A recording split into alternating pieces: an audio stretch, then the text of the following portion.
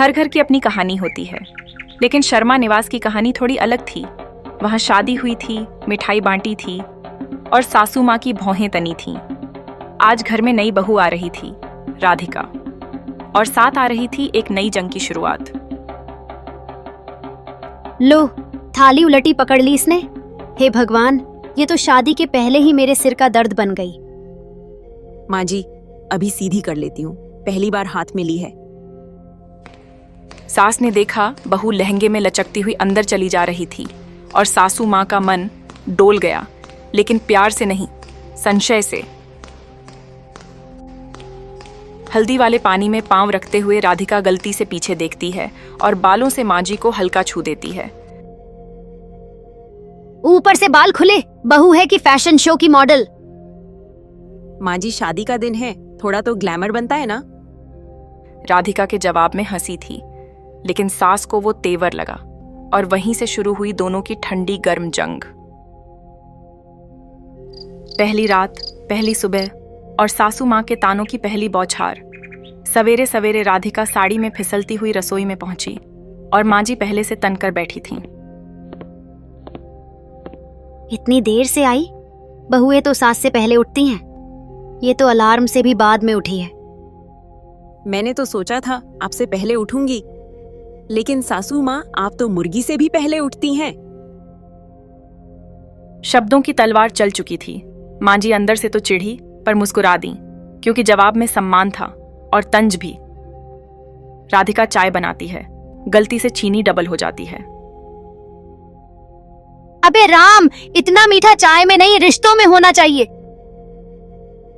सही कहा माँ जी, अब से आपको मीठे शब्द भी दूंगी, कम चीनी के साथ। माँ जी की चाय थोड़ी मीठी हुई, लेकिन बहू के जवाबों की मिठास ने कुछ देर के लिए दोनों की जंग को विराम दिया। अब बारी थी पहली रसोई की, हर बहू के लिए परीक्षा का पहला पन्ना। राधिका ने चुना केसरिया खीर और सासू माँ ने चुना आलोचना का चम्मच।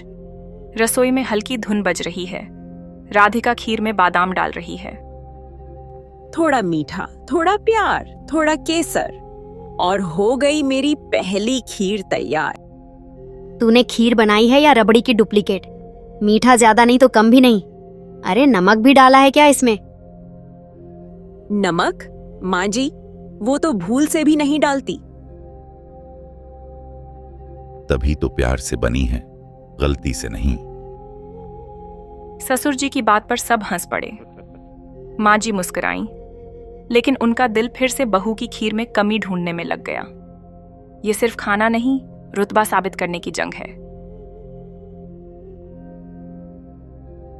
शादी के बाद अगर सबसे ज्यादा कोई चीज बदलती है तो वो है नींद का टाइम और सास का मिजाज। राधिका की पहली सुबह अब गुजर चुकी थी, लेकिन अब शुरू हुआ असली दिन, सास बहू रूटीन का। पौधों को पानी दो, लेकिन समय पर, और इतना नहीं कि जड़ ही गल जाए। माँ जी, जड़ों को भी तो ताजगी चाहिए होती है, बिल्कुल रिश्तों की तरह। रिश्तों में पानी डालने वाली ये बहू अब घर की हर गलती का कारण बन चुकी थी। बिजली चली, बहू की वजह से। ससुर जी का अखबार नहीं आया, बहू की गलती। बच्चे को स्कूल छोड़ने में देर हुई, बहू की गलती। अब सब्जी जल रही है, ये तो हमारी किस्मत ही जली जा रही है। माँ जी, थोड़ी देर में ही बन जाएगी, किस्मत का स्वाद बदलने वाला हूँ। सासू माँ को यह जवाब खट्टा लगा, लेकिन ये बहू अब जवाब देना सीख चुकी थी। हर मोहल्ले में एक रिपोर्टर होती है, जिसके पास चैनल नहीं होता पर न्यूज जरूर होती है। यहां थी मिसेस गुप्ता, शकुंतला देवी की रासायनिक हथियार। आपकी बहू तो स्मार्ट है, लेकिन ज्यादा स्मार्ट बहुएं सास को चलने नहीं देती। मैंने भी देखा है, फोन पे कुछ ज्यादा ही मुस्कुराती है। किससे बात होती है कौन जाने। आजकल बहुएं इतनी चालाक होती हैं, सास को पल में बना देती हैं बेवकूफ। राधिका बालकनी में पौधों को देखते हुए इनकी बातें सुन लेती है। बहू को पता था पड़ोसन के बीज से शक की बेल जल्दी उगती है। अब उसे सावधान रहना होगा। अब तक राधिका सिर्फ सह रही थी, लेकिन अब उसने तय कर लिया था कि वो तानों को तोड़ने नहीं, उन्हें मोड़ने लगेगी। अब ये चाय भी तुम्हारे जैसे बेस्वाद लगने लगी है। तो आज नमक डाल दूं मां जी? स्वाद के साथ साथ बातचीत में भी बदलाव आ जाएगा। सासू माँ को ये बात चुभी, लेकिन जवाब देने को कुछ बचा नहीं। राधिका अब बातों में भी खीर जैसा संतुलन ला रही थी, मीठा भी और समझदारी भी। उसी शाम राधिका पिताजी के लिए दवाइयां और दादी के लिए सूती साड़ी लाती है। बेटा, तुझे याद रहा मेरी दवाइयों का वक्त? माँ जी कहती हैं कि घर वाले समय पर रहें, तभी घर समय पर चलता है। इस बार सासू माँ को बहू के तानों में अपना नाम सुनाई दिया और कहीं ना कहीं दिल में भी थोड़ी सी चुभन और थोड़ी सी नरमी पैदा हुई। अब तक सासू माँ बस बहू की आदतों को देख रही थीं, लेकिन अब शक इतना गाढ़ा हो गया था कि उन्होंने राधिका की निगरानी शुरू कर दी। और ये निगरानी थी स्टाइल में। शकुंतला सुबह 5 बजे उठकर बालकनी में झांकती हैं, राधिका के जूतों पर नजर डालती हैं, एक डायरी में लिखती हैं, हील वाली चप्पल रात 9:30 तक बाहर। कौन बहू इतनी देर तक हाई हील्स पहनती है? जरूर कोई बाहर का चक्कर है। शकुंतला रसोई में सीसीटीवी कैमरे लगाने का विचार करती हैं, लेकिन फोन में रिकॉर्डिंग ऑन करना सीख जाती हैं। अब मैं देखूंगी ये दिन भर किससे हंस हंस के बात करती है। घर में अब 2 रसोइयां थीं, एक खाने की, दूसरी साजिश की। दूसरे सीन में राधिका फ्रिज खोलती है, कैमरे की हल्की सी झलक मिलती है जो शकुंतला ने छिपा रखा था। लगता है किसी की नजर हर समय मुझ पर है। चलो, खेल और मजेदार हो गया। घर में एक कोना ऐसा भी था जहां राधिका को सुकून मिलता था, और वो थी घर की सबसे बूढ़ी, सबसे चुप और सबसे प्यारी सदस्य, दादी। उनकी आंखें कमजोर थीं, लेकिन नजरें सबसे तेज। राधिका दादी को चाय देती है। दादी धीरे धीरे उसका हाथ पकड़ लेती हैं। चेहरा तो मेरी बहू जैसा है, लेकिन तेरी मुस्कान तेरी सास जैसी नहीं है। और मेरी किस्मत भी शायद आपकी जैसी नहीं रही दादी। अब दादी ही राधिका की एकमात्र सहेली थीं। दोनों मिलकर अचार बनाती, पुराने गहनों की बातें करती, और दादी धीरे धीरे कुछ राज भी बताने लगती। वो जो लोहे की अलमारी है ना, उसमें मेरी माँ के जमाने के हार भी हैं, पर अब किसे दिखाएं? सब बदल गया है बेटा। अलमारी? कौन सी वाली दादी? शर्मा निवास में एक अलमारी थी, पुरानी, भारी और हमेशा बंद। शकुंतला देवी उस पर ताला लगाकर चाबी खुद के तकिए के नीचे रखती थीं, और अब उसी अलमारी का जिक्र दादी ने कर दिया, जिससे राधिका की उत्सुकता बढ़ गई। रात को राधिका पानी लेने आती है और गलती से सासू माँ के कमरे का दरवाजा खुला देख लेती है। माँ जी की चाबी तकिए के नीचे। वो दरवाजा बंद करके लौट जाती है, लेकिन मन में सवाल उभरता है, आखिर उस अलमारी में क्या है? अब तक बहू बस बातों की शिकार थी, लेकिन अब वो खोजबीन की खिलाड़ी बनना चाहती थी, क्योंकि जब भी कोई चीज छुपाई जाती है, वहां या तो बहुत कीमती चीज होती है या बहुत बड़ा राजा। एक सामान्य सुबह थी, लेकिन जैसे ही राधिका ने चाय की ट्रे लेकर सासू माँ के कमरे में कदम रखा, वहां की खामोशी चीख रही थी। सासू माँ अलमारी के पास घुटनों पर बैठी थीं, माथा पकड़े। नहीं, ये नहीं हो सकता।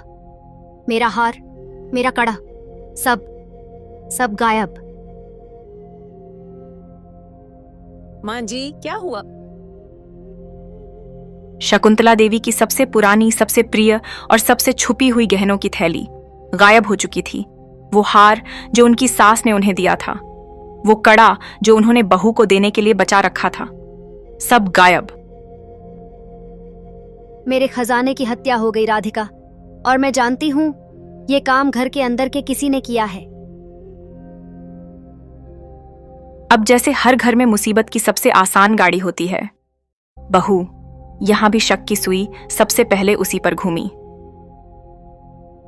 राधिका, अलमारी की चाबी कहाँ थी ये सिर्फ मैं जानती हूँ, और तुमने ही वो चाय की ट्रे लेकर मेरे कमरे में कदम रखा था।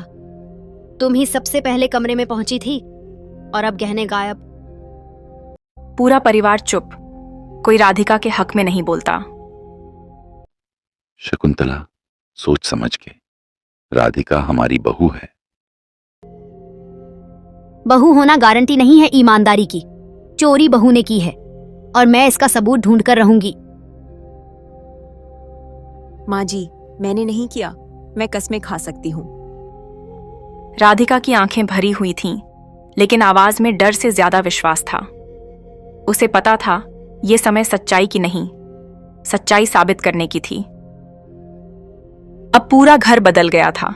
जहां राधिका मुस्कुराकर सबको चाय देती थी, वहां अब उसे कोई देखना भी पसंद नहीं करता था। दादी तक चुप थीं और पड़ोसन गुप्ता जी तो अपनी जुबान में मिर्च मसाले छिड़क कर मोहल्ले में फैला चुकी थीं। सुना, शर्मा जी की बहू ने ही सास के गहने उड़ाए। हाई सोसाइटी बहुएं ऐसी ही होती हैं। राधिका अपने कमरे में अकेली बैठी है, मोबाइल हाथ में, और सोच रही है। अगर मैं अब भी चुप रही तो सच्चाई हमेशा के लिए दब जाएगी। अब मैं सिर्फ बहू नहीं, जासूस राधिका बंटा बनूंगी। और वहीं से शुरुआत हुई उस खेल की जिसमें गहनों से ज्यादा जरूरी था भरोसा वापस जीतना, और चोर पकड़ा जाएगा। लेकिन कहानी में और बहुत कुछ निकलेगा जिसकी उम्मीद किसी को भी नहीं थी। अब तक सिर्फ सासू माँ ने बहू पर नजर रखी थी, लेकिन अब बहू ने भी पलटवार की तैयारी कर ली थी। राधिका ने अपने कमरे के पुराने फोन को सीसीटीवी बना दिया और उसे लगाकर शुरू की खुद की जांच। राधिका अपने पुराने फोन को वाईफाई से जोड़ती है, उसे छुपाकर सामने लॉबी की ओर सेट करती है। अब मैं देखूंगी घर में किसके पैर ज्यादा चलते हैं और किसका दिल सबसे छुपा हुआ है। रात को सभी सो जाते हैं। अगली सुबह राधिका रिकॉर्डिंग चेक करती है। पहले दिन की रिकॉर्डिंग में कुछ खास नहीं था, लेकिन दूसरे दिन एक परछाई दिखी। कोई शख्स धीरे से सासू मां के कमरे की ओर गया और फिर वापस आ गया। ये तो मनीष। देवर मनीष की परछाई कुछ सेकंड्स के लिए दिखती है। अब तक राधिका को मनीष पर सबसे कम शक था। घर का सबसे मासूम और हंसमुख लड़का वही मनीष। लेकिन कैमरे की परछाई झूठ नहीं बोलती, या क्या बोलती है? राधिका मनीष को आमने सामने पकड़ती है। मनीष, तुम उस रात माँ जी के कमरे के पास क्या कर रहे थे? मैं तो सिर्फ अपना फोन ढूंढ रहा था भाभी। मैंने कुछ नहीं किया सच में। तो क्या फोन सासू माँ के तकिए के नीचे था? मनीष का चेहरा उतर गया। उसकी आंखों में डर था, लेकिन क्या वो डर चोरी का था या पकड़े जाने का? राधिका कमरे में लौटती है। ये इतना सीधा नहीं है। शायद कोई उसे इस्तेमाल कर रहा है, या वो खुद मासूम नहीं है। जहां पूरा घर बहू को चोर मान रहा था, वहीं दादी अब चुप नहीं रह सकीं। उन्होंने राधिका को एक शाम पास बुलाया और शुरू की गहनों की असली कहानी। दादी पलंग पर बैठी हैं। राधिका उनके पैरों में तेल लगा रही है। बहू, एक बात बताऊं जो किसी को नहीं मालूम। बोलिए दादी। वो जो हार चोरी हुआ है वो पहले भी हुआ है। ये एक बार गायब हुआ था 15 साल पहले, और तब भी कोई इल्जाम नहीं साबित हो पाया था। किस पर शक हुआ था उस वक्त? तेरे ससुर जी की पहली भाभी पर, लेकिन वो मर गई थी और मामला दबा दिया गया। राधिका का माथा ठनका। क्या ये सिर्फ चोरी है या फिर एक पुराना अपराध फिर से जागा है? अब ये सिर्फ गहनों की बात नहीं थी, ये किसी के बीते कल की परछाई थी। राधिका को अब यकीन हो गया था, ये सिर्फ चोरी नहीं, कोई पुराना राज है। वो अकेले सासू मां के कमरे में गई और उस अलमारी के आसपास की धूल साफ करने लगी, मानो कुछ ढूंढ रही हो। अलमारी के कोने में कुछ अटका होता है। राधिका उसे खींचती है। ये क्या है? वो एक मुड़ा हुआ, पीला पड़ा हुआ चिट्ठी का टुकड़ा। अगर ये गहने फिर से किसी और के पास दिखे तो समझ लेना घर में ही भेदी है। राधिका की आंखें फैल गईं। ये किसी ने गहनों की चोरी के पहले ही लिखा था, लेकिन किसने और किसे? नीचे नाम अधूरा लिखा है, से शुरू। क्या ये राधा भाभी का नाम था? वही जिन्होंने 15 साल पहले? अब इस कहानी में साजिश पुरानी थी और मोहरे भी शायद वही दोहराए जा रहे थे। हर घर में एक ऐसा शख्स होता है जो सब कुछ जानता है पर बोलता नहीं। यहां वो था, हरिया, 60 साल का पुराना नौकर, जिसकी खामोशी अब संदिग्ध लगने लगी थी। राधिका उसे किचन में पकड़ती है, हल्के से सवाल पूछती है। हरिया काका, उस रात आपने कुछ देखा क्या सासू माँ के कमरे के पास? नहीं बहू जी, हम तो अपने कमरे में थे। थोड़ी तबीयत भी ढीली थी। लेकिन आप तो रोज 4 बजे उठ जाते हैं, उस दिन नहीं उठे। बहू जी, हम क्या बताएं, कभी कभी घर के लोग कुछ छुपा लेते हैं और हम बस देखते रह जाते हैं। हरिया ने सब कुछ नहीं कहा, लेकिन जो कहा वो काफी था। अब राधिका समझ रही थी, ये खेल अकेले चोर का नहीं, ये भरोसे और डर की साजिश है। और जब भी मामला उलझे तो उस पर नजर डालो जो सब पर नजर रखता है, गुप्ता आंटी। पड़ोस की वो आंटी जिनकी चाय में शक्कर से ज्यादा खबरें घुलती हैं। राधिका आंटी को दूध देते वक्त उनसे बातें छेड़ती है। आंटी, आपको सब पता रहता है ना मोहल्ले का? कुछ अजीब लगा आपको पिछले हफ्ते? कुछ नहीं, बस वो मनीष कुछ दिन पहले मुझे बैंक जाते मिला था। बहुत भारी बैग लिए था। पूछा तो बोला कंप्यूटर पार्ट्स। अरे कौन से पार्ट्स ऐसे जो चांदी में चमक रहे थे? सच में? वो बैग तो मैंने नहीं देखा कभी घर में। अब शक का खेल दो तरफा हो चुका था, देवर मनीष और नौकर हरिया। लेकिन अब राधिका को अपने अगले कदम के लिए सबूत चाहिए था, सिर्फ शक नहीं। राधिका अब बहू नहीं रही थी, वो बन चुकी थी परछाइयों की खुफिया एजेंट। उसने तय किया कि अगर शक की सुई हर किसी पर है तो अब सच्चाई निकालने के लिए जाल बिछाना होगा। राधिका सबके सामने जानबूझकर एक झूठी बात कहती है जो दरअसल फंदा होता है।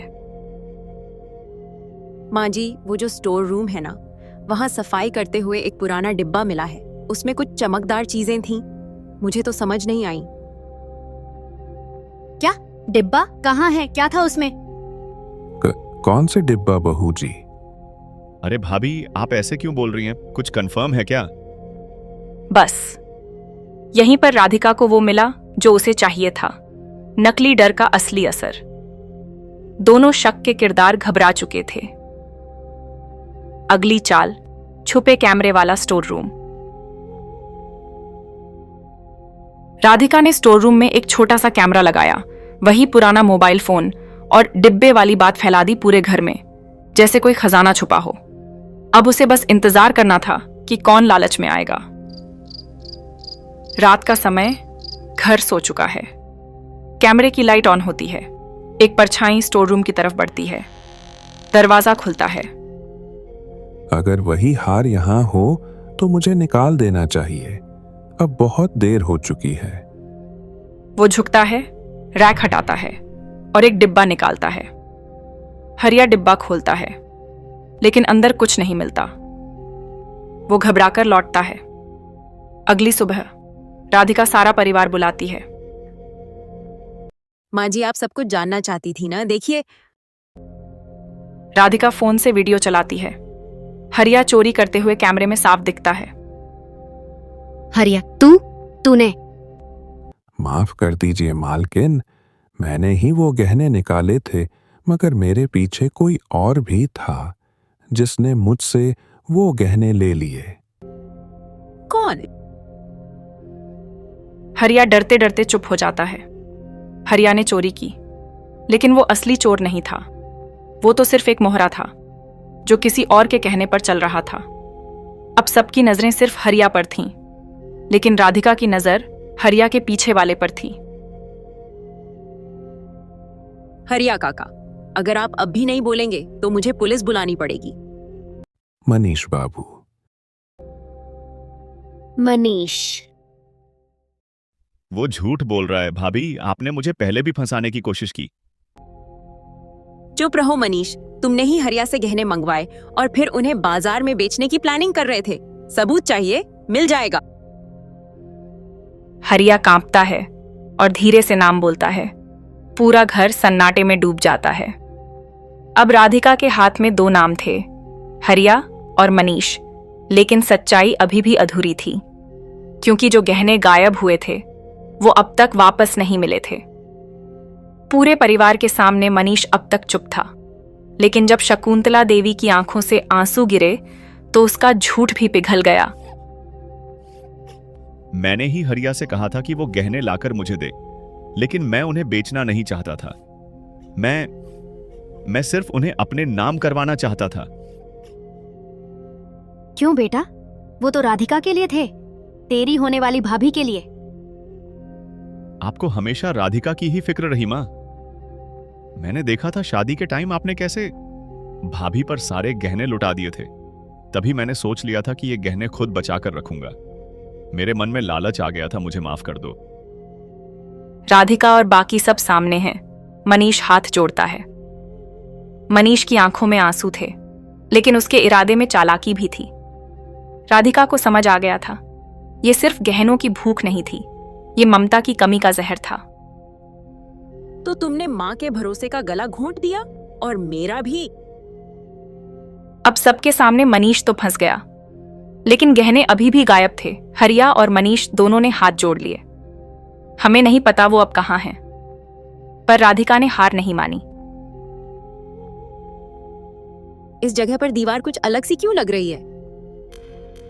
वो हथौड़ा लेकर दीवार की हल्की परत तोड़ती है और एक छोटा छुपा हुआ लॉकर बाहर आता है। ये लीजिए माँ जी, ये सब आपके पास वापस होना चाहिए। और तू मेरी बहू नहीं, मेरी बेटी बन चुकी है। सासू माँ राधिका को लाल साड़ी पहनाकर सबके सामने लाती हैं। जिस बहू को सबने चोर समझा, आज उसी को सबने सलाम किया। घर में अब फिर से मिठाइयां बनी। दादी ने अपनी छड़ी छोड़कर गले लगाया और पड़ोसन गुप्ता जी ने पहली बार कहा, बहू हो तो राधिका जैसी, वरना सीसीटीवी लगा लो। सभी हंस पड़ते हैं। ये गहने आज से मेरे नहीं, इस घर की नई रानी के हैं। अगर घर में प्यार हो तो गहनों से ज्यादा चमक तो मुस्कान में होती है माँ जी। और इस तरह जिस कहानी की शुरुआत शक से हुई थी, वो अब विश्वास और अपनेपन में बदल चुकी थी, क्योंकि सच्ची बहू वही होती है जो घर की दीवारों में छुपे राजद भी मुस्कान से खोल देती है। अगर आपने कभी अपनी माँ को मुस्कुराते देखा है या अपने घर में रिश्तों को टूटते जुड़ते महसूस किया है, तो ये कहानियां आपके दिल तक जरूर पहुंचेंगी। सब्सक्राइब कीजिए, क्योंकि हर घर की एक अनकही कहानी होती है।